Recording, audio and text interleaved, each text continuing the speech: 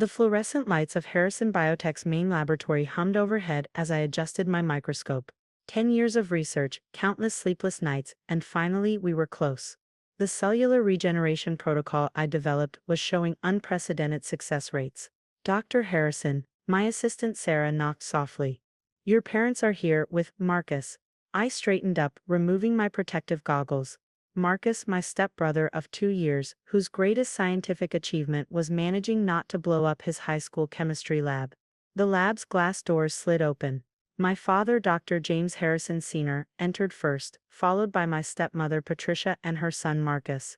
At 25, Marcus was 5 years my junior and had recently completed a bachelor's degree in business administration, hardly the qualification needed to understand advanced biotechnology research. Junior, my father began, his voice carrying that forced authority I'd grown familiar with since his remarriage. We need to discuss the future of Harrison Biotech. I gestured to my current experiment. Can it wait? We're in the middle of a crucial trial phase. That's actually why we're here, Patricia interjected, her perfectly manicured hand resting on Marcus's shoulder. The board feels the lab needs fresh perspective.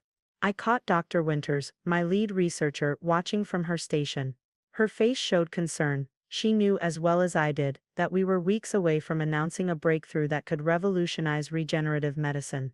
Fresh perspective. I kept my voice neutral though my stomach tightened.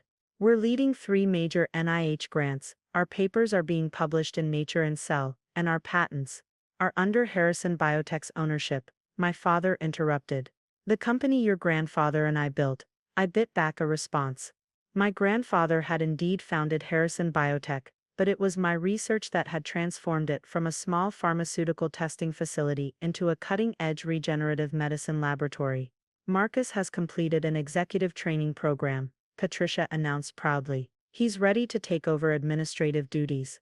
Administrative duties, I echoed. This is a research facility, not at the board has already approved the transition.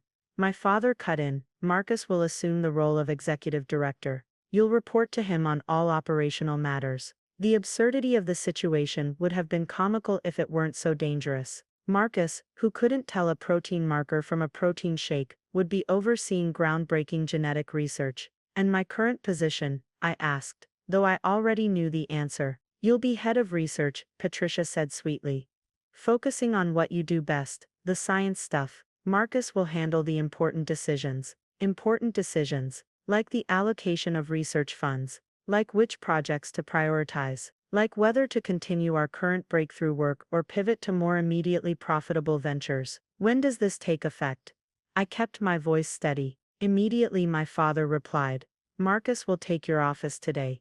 We've already had IT transfer access to the main systems. I nodded slowly, then turned to my computer. With a few keystrokes, I activated a protocol I'd hoped never to use. Interesting timing, I said, standing up. Given that the Nobel Committee is announcing the medicine prize in, I checked my watch, about 20 minutes. My father frowned. What does that have to do with everything? I interrupted. You see, while you were busy planning this coup, I was submitting our research findings, but not through Harrison Biotech. Patricia's smile faltered. What do you mean?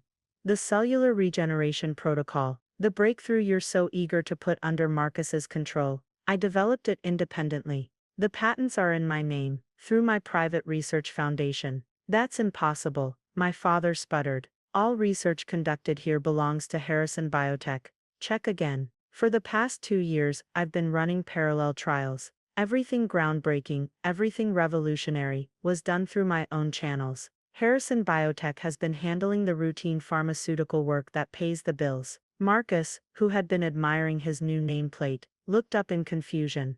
But the board said, the board sees what I want them to see. Basic research, standard trials, nothing that would raise suspicion. The real work. I gestured to a sealed door at the back of the lab. That's all mine. My father's face reddened. You had no right. I had every right. When you married Patricia, I saw the writing on the wall. The way you started excluding me from board meetings. The way you began questioning my research priorities. So I protected my work. Dr. Winters approached, holding a tablet. Sir, the Stockholm feed is live. I turned the screen so everyone could see. The Nobel Committee was beginning their announcement. The Nobel Prize in Physiology or Medicine for this year goes to Dr. William Harrison, Jr., for his groundbreaking discoveries in cellular regeneration. The silence in the lab was deafening. Congratulations are in order, Dr. Winters said, not bothering to hide her smile. Though I suppose Marcus won't be taking over the Nobel laureate's research after all. Patricia's face had gone pale. But the board will be very interested to learn that their new executive director has no access to the prize-winning research, I finished. In fact, they'll be fascinated to know that Harrison Biotech's most valuable assets aren't actually Harrison Biotech's at all. My father slumped into a chair. Why didn't you tell me? The same reason you didn't tell me about this little takeover attempt. Trust, once broken, doesn't easily recover. My phone began buzzing incessantly. Press inquiries, congratulatory messages, interview requests. The Nobel announcement was making waves. The press conference is in an hour, I said, gathering my things. I suggest you all clear out before the reporters arrive. It might be awkward explaining why the Nobel laureate was being demoted to make room for his stepbrother. You can't do this to us, Patricia hissed. This company is welcome to continue its pharmaceutical testing work, I cut in. But the regenerative medicine research, that's coming with me to my new facility. The one I've been quietly building for the past year. Marcus finally found his voice. But, my office. Keep it, I said. It'll give you somewhere to sit while you watch the Nobel ceremony on TV. Dr. Winters was already directing the research team to begin packing up our private lab equipment. Everything had been prepared for this moment. Transport containers, secure vehicles, new facility coordinates. The board will fight this, my father warned. The board will do what boards always do, follow the money, and right now, the money is following the Nobel Prize winner, not the family trying to steal his research. My phone buzzed again, a message from the university, where I held a research position. They were offering me a full department, complete autonomy, and unlimited funding.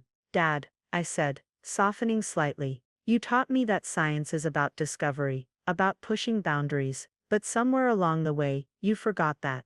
You let family politics override scientific integrity. I was trying to secure the company's future, he protested. No, you were trying to please your new wife, by giving her son something he didn't earn. But science doesn't work that way. Discoveries don't care about family trees. The lab was buzzing with activity now, as my team efficiently packed up years of real research. The basic equipment, the facade we'd maintained, remained untouched. The press will be here soon, I reminded them.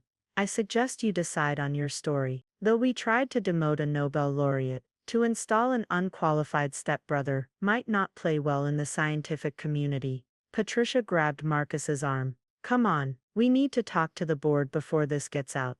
As they hurried out, my father lingered. Your mother would be proud, he said quietly. She always said you were too smart for your own good. Mom also said to always have a backup plan. Consider this mine. Once they were gone, Dr. Winters approached. The team's ready. Transport's waiting in the underground garage. We can be set up in the new lab by tonight. I nodded, taking a final look around the space where I'd spent the last decade. Make sure everything's documented.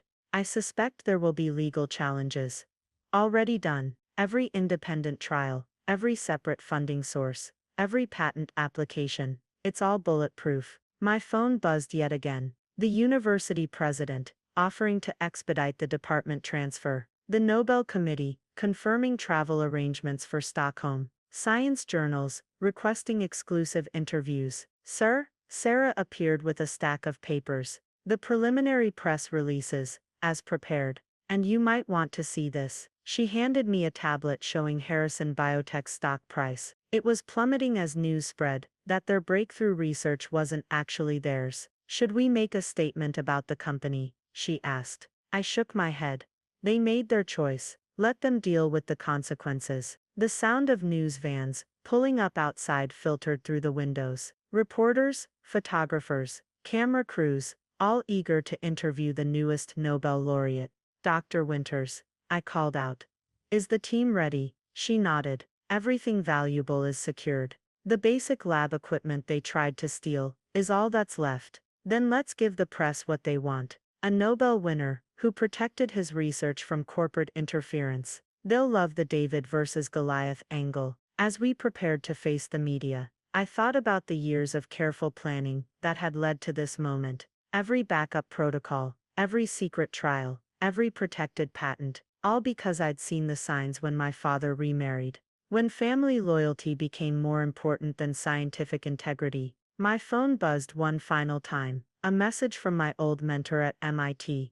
Your mother would have loved this, protecting the science while giving them exactly what they deserved. I smiled, straightening my lab coat. Outside, cameras flashed and reporters called my name. Inside, my carefully orchestrated plan had worked perfectly. They had tried to take my life's work and give it to someone who couldn't understand it. Instead, they had given me the perfect opportunity to reveal just how much they'd underestimated me. Time to face the press. After all, they'd want to know how a Nobel laureate outmaneuvered his own family to protect groundbreaking research. And I had quite a story to tell. The press conference had gone exactly as planned. Headlines worldwide read, Nobel laureate thwarts family's attempted research takeover, and scientific integrity triumphs over nepotism, at Harrison Biotech. I sat in my new office at the University Medical Center, watching the morning news coverage. The reporter was standing outside Harrison Biotech's now quiet building.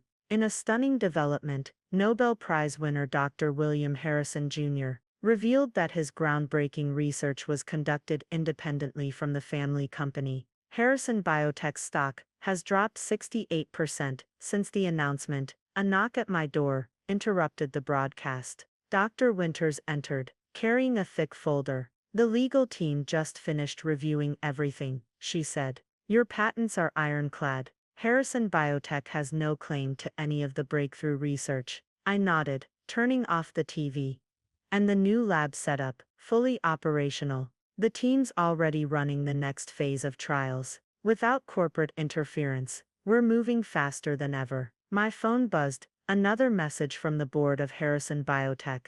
Their fourth attempt to negotiate, since yesterday. I ignored it. Sir, Dr. Winters hesitated. Your father's in the lobby. He's been there for 2 hours. I sighed. Security. Following protocol. He can't access any research areas, but he's not causing trouble, just waiting. I checked my calendar. The Nobel Committee had scheduled a preliminary briefing in an hour, standard procedure for new laureates. Let him up, I decided. 10 minutes. While waiting, I reviewed the morning's research data.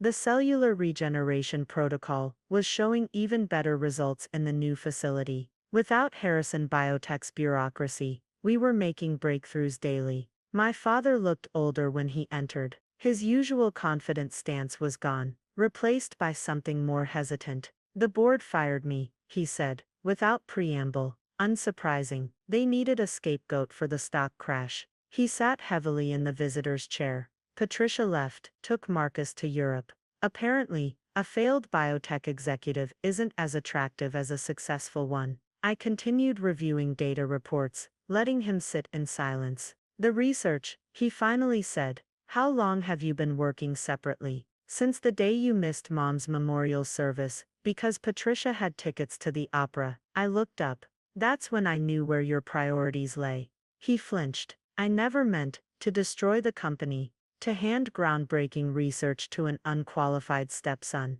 to betray everything Mom and Grandfather built. I closed my laptop. And yet, here we are. The university offered you a whole department. I nodded. Complete autonomy, unlimited funding. My team stays intact, and we continue our work without interference. And Harrison Biotech can continue its pharmaceutical testing work. That's all they actually own. My phone buzzed again. The Nobel Committee coordinator was on her way up. Our time was running out. Why didn't you just tell me, he asked, about the separate research? The same reason you didn't tell me about planning to install Marcus. We stopped trusting each other the day you decided your new family was more important than scientific integrity. Sarah appeared at the door.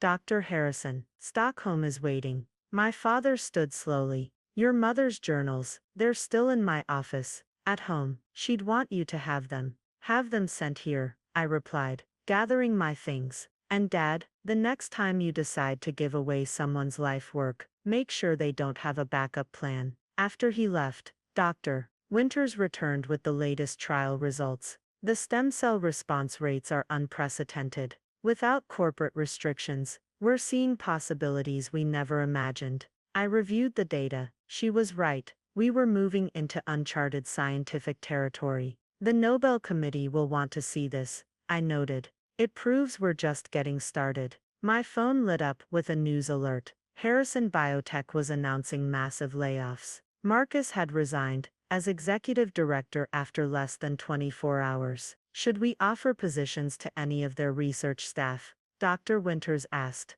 The ones who weren't involved in the takeover attempt. Yes, good scientists shouldn't suffer for bad management. The Nobel Committee coordinator arrived, bringing with her the whirlwind of preparations for Stockholm. Press schedules, presentation requirements, protocol briefings, the machinery of science's highest honor was in full motion. Dr. Harrison, she began, your discovery is being hailed as the biggest breakthrough in regenerative medicine this century. The committee is particularly impressed with how you protected the research integrity. I thought about the years of careful planning, the secret labs, the separate trials, all while maintaining a convincing facade at Harrison Biotech. Scientific truth doesn't care about family politics, I replied. Sometimes you have to protect it from those who should have been protecting it themselves. As the day wound down, I received one final message from my mother's old research partner. Saw the news.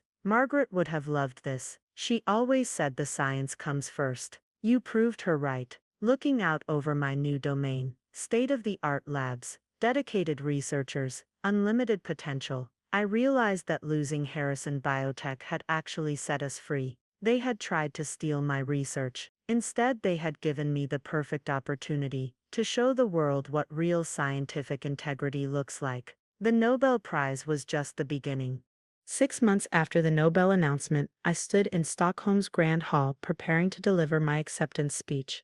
The past months had been a whirlwind of breakthroughs, accolades, and vindication. My mother's journal sat on the podium delivered as promised, though not by my father. Dr. Winters had retrieved them along with Mom's original research notes. They'd proved invaluable in our latest discoveries. 5 minutes, Dr. Harrison, the ceremony coordinator whispered. In the audience, I could see the faces of my research team, the loyal scientists who'd helped maintain our secret work while presenting a convincing facade at Harrison Biotech. They'd all received substantial bonuses from our new university funding. Notably absent were my father, Patricia, and Marcus. Last I'd heard, they were in Switzerland, trying to start a new biotech venture, without success.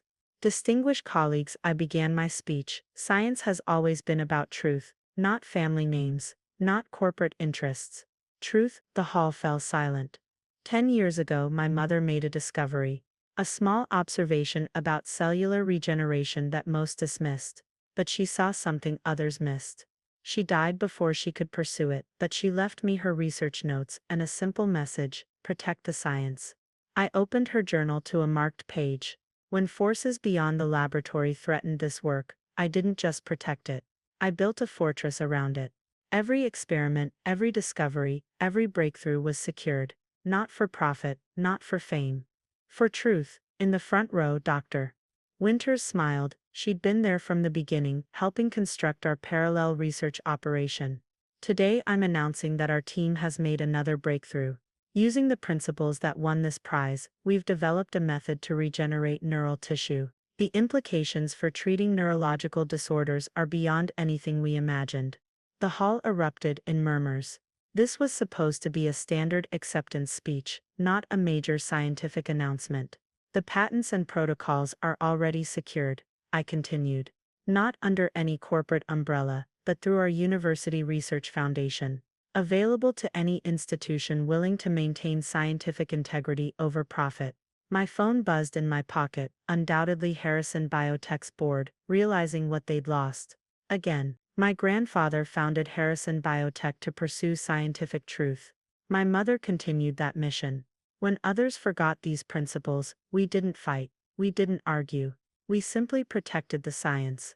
The audience rose in a standing ovation, not just for the Nobel Prize or the new breakthrough but for the victory of scientific integrity over corporate greed. After the ceremony, during the reception, Dr. Winters brought me an interesting piece of news. Harrison Biotech filed for bankruptcy, she said quietly. The board is facing shareholder lawsuits for failing to detect our separate research operation. I sipped my champagne. And the research staff, most have already accepted positions with our new foundation. The good ones anyway. The ones who chose science over politics. My phone showed a missed call from my father, then another. Then a text, "You've destroyed everything." I showed it to Dr. Winters. Should I respond? She shook her head. The Nobel Prize already did. Later that evening in my hotel suite, I reviewed the latest data from our neural regeneration trials. The results were extraordinary, beyond even our optimistic projections. A knock at the door interrupted my work. A courier with an urgent package from home. Inside was a single photograph, my mother in her lab, holding a young me, both of us laughing at some forgotten joke. On the back, in my father's handwriting. I forgot what this looked like. Science and family in harmony. I'm sorry, too little too late, but at least he finally understood. My phone lit up with another news alert. Our university foundation had just received a $2 billion research grant. The future of regenerative medicine would be guided by science, not surnames. Looking out over Stockholm's winter lights, I thought about legacy, not the Harrison name, which my father had tried so hard to control, but the legacy of discovery, of protection, of truth. My mother's journal lay open on the desk, her final entry visible. Science doesn't care about names or titles. It cares about truth. Protect it. William, no matter what. I had, and I always would. The Nobel Prize wasn't just a validation of our research, it was a victory for every scientist who'd ever had to protect their work from forces that cared more about profit than progress. Tomorrow we'd return to our labs, to our breakthroughs, to our mission. They had tried to take my research, instead they'd helped create something far more powerful. A fortress of scientific integrity that would outlast any family name.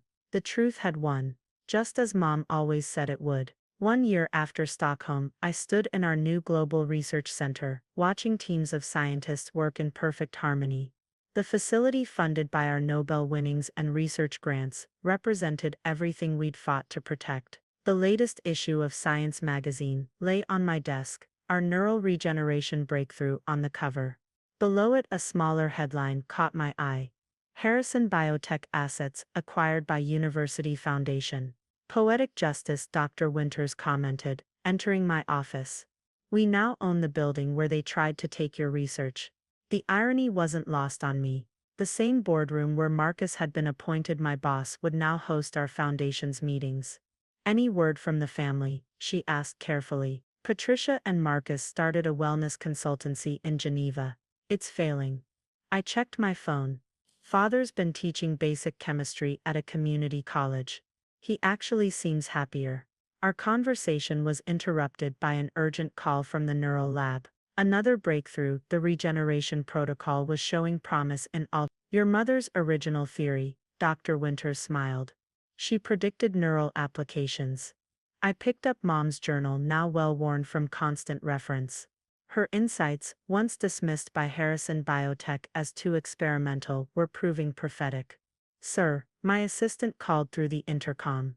The WHO committee is here for the protocol review. Before heading to the meeting, I paused at our lobby's new installation, a wall of digital displays, showing real-time research data from our global partners. Universities, hospitals, research centers, all using our protocols, all sharing results openly.